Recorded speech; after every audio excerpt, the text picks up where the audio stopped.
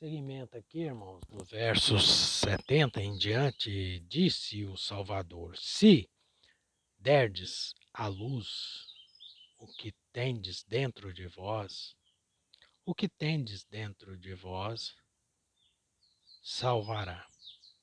Se não tendes dentro de vós, o que tendes dentro de vós vos matará.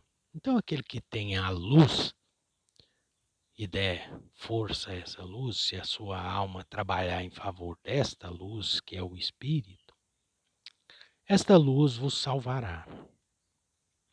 Esta luz é quem vai acender a sua alma ao céu. É como se fosse um veículo que, se nós quisermos, como esses mentirosos aí diz que foram na Lua, com aqueles foguetinhos vagabundo desse, que capaz que eu tenho uns fogão aqui em casa, os fogão velho que nem não funciona, e eu acho que eles vão na Lua muito mais rápido que aqueles troços que eles diz que voam lá. Vai lugar nenhum. Então, para acender acima, precisamos de ter o azeite de ouro, porque o combustível para esta veste de luz que está aqui, que é o Espírito, é o azeite de ouro, como diz na palavra, né? Então, se você produz as boas obras, você está produzindo o bom azeite, que é o azeite que foi colocado na candeia e nas vasilhas das virgens prudentes, e elas subiram e entraram com o esposo, né? Mas as loucas não tinham. E quando viu que a noite ia se estender, foram comprar, porque pediram às prudentes, dá-nos do vosso azeite. Falou, não pode, porque se nós der, vai faltar para vocês e para nós. E todos nós tivemos tempo de fazer isso, de guardar. Além de abastecer a candeia, pusemos aqui numa vasilha à parte uma reserva para que nós possamos acender, porque o caminho é trevoso, as trevas estão acima, assim como abaixo, porque todo este mundo é treva. Ainda que você tenha a luz do sol, que governa por espaço aí de 12 horas, 12 horas de treva. Mundo da polaridade, né? Dualidade. Luz e trevas. Calor, frio. Dia se amanhece bonzinho, dia se amanhece irado. Hã? Então é isso. Tanto o mundo é assim como nós também. Porém, temos que ter o domínio sobre esses animais que estão dentro de nós. Dominamos eles, produzimos frutos para a luz e aí então essa luz se acende e você pode subir. Sem isso, ninguém vai subir ao Pai. Que fique bem claro isso. Então, como disse aqui, disse o Salvador, se derdes luz ao que tendes dentro de vós, quer dizer, se você iluminar essa casa que está dentro de vós, o que tendes dentro de vós vos salvará. Se não tendes dentro de vós, que é o Espírito, se você não tem o Espírito dentro de vós que não tendes dentro de vós, vos matará. Então fica claro, irmãos, que sem o Espírito será morto. Será morto. Por quê? Porque não tem o Espírito, não tem a luz do Pai. Mas se você tem o Espírito, e tem as obras para fazer com que essa luz cresça, a fé e as obras para mortificar as obras do seu corpo, então realmente você viverá. Mas se não tem espírito, seu corpo é treva, e a treva, as trevas que há em ti, vos matará, né? E são grandes trevas. Verso 71. Disse o Salvador: eu destruirei esta casa e ninguém será capaz de construí-la. Que casa é essa? Estava falando do corpo dele? Não, estava falando do corpo carne. Corpo carne. Se ele destruir essa casa, ninguém mais será capaz de construí-la. O Deus da matéria, ele é perito em construção. Por isso diz, a pedra que os construtores rejeitaram veio a ser a pedra principal da esquina. E esta casa, construída por estes arcontes, regentes, Deus Jeová do Velho Testamento, juntamente com seus filhos, ele pode construir outra casa para esta alma, para esta alma que está dentro desse corpo, ser colocada em outra casa. Porém, a alma sem o espírito, ela não pode nada, mas uma vez que ela se une ao espírito, ela sobe para o Pai. E subindo para o Pai, essa casa foi destruída na matéria e nunca mais será construída. Por quê? Porque a alma subiu para o Pai. Essa alma será outra morada em outro céu acima, aonde o nosso Salvador nos prometeu, disse que ele ia nos preparar lugar para nós. Então, meus irmãos, nós ficamos com essa compreensão que a casa que o Pai destruir com o seu espírito dentro de nós, esta casa não mais será construída. Bem claro. Aqui vamos agora para o 72. Um homem disse a ele: diz aos meus irmãos que dividam comigo os bens de meu pai. Ele lhe disse: ó homem. E ele lhe disse: ó homem, quem nomeou a mim como aquele que há de dividir? Tornou aos seus discípulos e disse: não sou aquele que divide, sou? Aí, irmãos, né? O sujeito, certamente, os pais dele morreram e ali na divisão dos bens, como se é comum entre nós ver estas coisas, que gera-se logo uma guerra, né? Na divisão. E tem aqueles mais espertos que quer levar uma parte maior, e tem aqueles que se sentem injustiçados. Então, chegou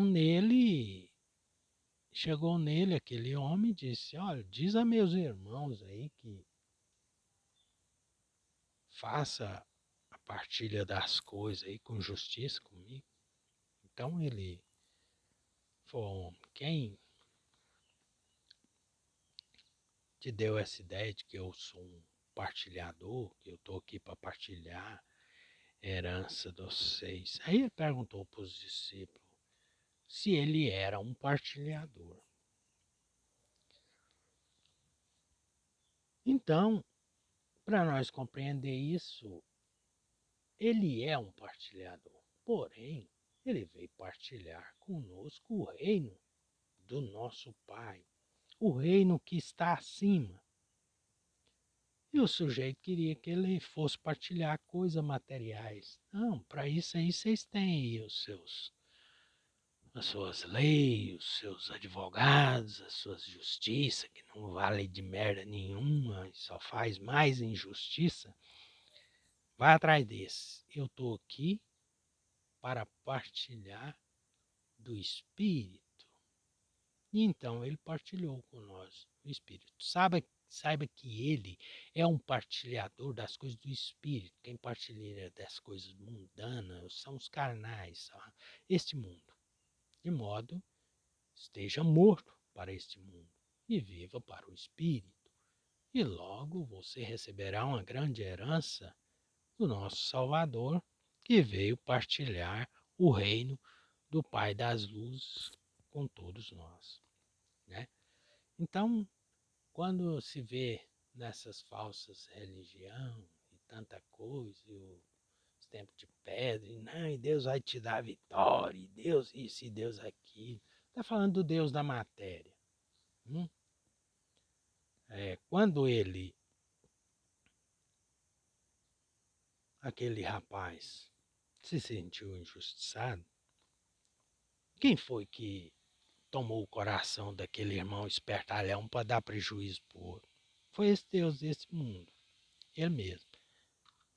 Você é mais esperto, fica com mais terra, tira a minha casa para você, dá para ir lá mais ruim. Você é meu servo, mais inteligente, você tem que pegar a parte melhor. Aí o outro depois vai orar e pedir para que seja feita justiça para ele. Que o que, rapaz? Foi o mesmo Deus que fez a injustiça, foi o mesmo Deus que meteu a doença. Então, para quê? Você vai ficar pedindo cura, prostrado no pé dele. Sai fora, acorda, desperta, desperta tu que dormes. Compreendeu? Então, busca as coisas do Espírito. Essa carne nasceu, está escrito na sua Bíblia, que nasceu para quê? Para ser preso e morto. Então, qual forma? Você nasceu para ser preso e morto. Que se dane a carne com as coisas da carne, com as coisas dessa vida.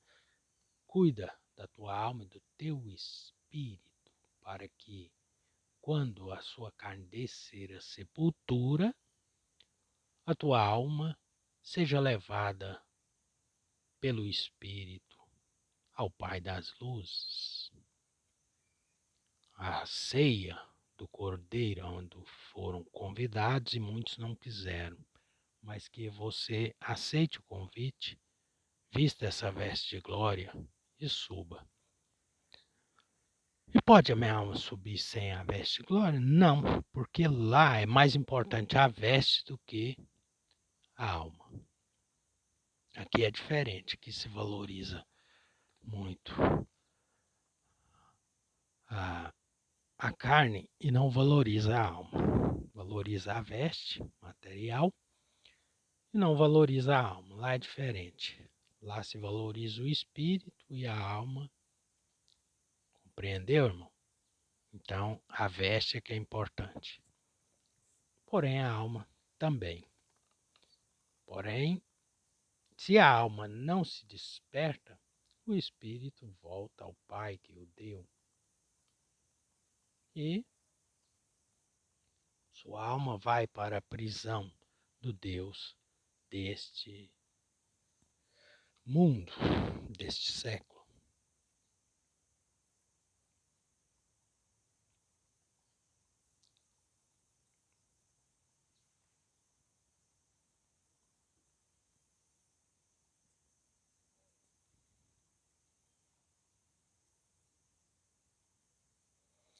Vamos ler aqui no 73, né?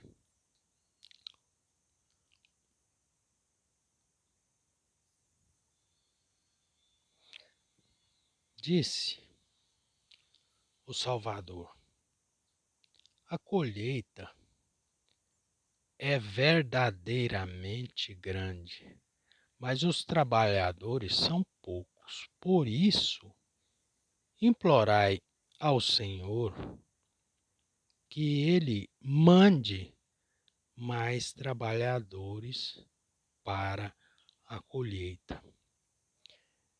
Veja, irmãos, que a seara é muito grande, é todo este mundo. Porém, os trabalhadores são poucos. Devemos de rogar ao Pai que nos envie, né, mais trabalhadores para a sua seara. E é o que eu tenho proposto a fazer. Sendo um trabalhador, eu tenho pedido ao Pai que envie mais trabalhadores. Por isso, abri este canal no YouTube para fazer com que mais pessoas ouçam e que, se possível for, desperte alguns. Tem um porém, irmãos, uma seara muito grande. Se você planta uma roça, logo um pedaço pequeno de roça produz aí, vamos dizer, um carro de milho, se a terra for boa. Porém, como a terra é má, você planta 3 vezes mais do que aquilo que você plantou e não dá nem meio carro. Mas o que é isso? Terra ruim. Ruim demais e não rende. Então não dá. Os milho fica miúdo. Não, o trem é atrapalhado. Então, como já foi falado ali atrás, que em alguns outros dos evangelhos que foi lido a respeito disso, fala bem claro que entre 1000 você vai achar uma pessoa que vai ascender ao céu. E entre 10.000 você vai achar 2. Veja como é que nós vamos dar conta de juntar um balai. É difícil, hein? Tá difícil. Você entrar numa roça assim, você olhar em dentro de 1000 pés de milho, você acha uma espiga, quebra ela, põe no balaio. Aí você pensa em certo, a hora que eu achar mais 1000, eu acho outra. Não. Aí lá, quando tá lá pro final dos 2000 pés, você acha 2. Plá, plá. Rapaz, vamos sofrer demais, não vamos encher esse balaio nunca. Porque do jeito que tá, a produção tá ruim, né? Então precisamos de obreiros para que lance a boa semente numa terra boa e produza frutos para a honra e glória do nosso Salvador. E você, além de ser responsável por sua alma, você é responsável por salvar outras almas, levando este evangelho, esta boa notícia adiante. Assim como a mulher no poço de Jacó, que ele disse para ela: olha, a bebida que eu lhe der, lhe fará em ti uma fonte que jorrará daqui para a vida eterna. E a mulher disse: dá-me dessa água para que eu possa beber e eu não venho aqui mais tirar essa água. Mais uma vez, ele está falando do espiritual e aí vem os carnal com a compreensão carnal deles, né? Mas mesmo sem compreender aquilo ali a princípio, mas nós vemos que aquela palavra se cumpriu na vida daquela mulher. Então ele disse, e ela disse para ele, os judeus dizem que é lá no monte que se deve, lá, os judeus dizem que é lá no templo que se deve adorar. E o samaritano diz que é aqui, no monte, em Samaria, aqui, que nós devemos de adorar a Deus. Ele disse: Olha, a hora já chegou em que nem neste monte e nem naquele templo os verdadeiros adoradores adorarão ao Pai em espírito e em verdade. E veja, irmãos, que aquela palavra do nosso Salvador já se cumpriu, né? Quando ele disse para ela, falou: mulher, vai e chama o teu marido. Ela disse: eu não tenho marido. Verdade, se tivesse, salvo erro lá, 4, que diz lá, ou alguma coisa assim, todos compreendemos, lemos essas e ouvimos falar disso, né? Mas o que agora você tem não é teu. Então ela deduziu que ele era um profeta. Ela deduziu.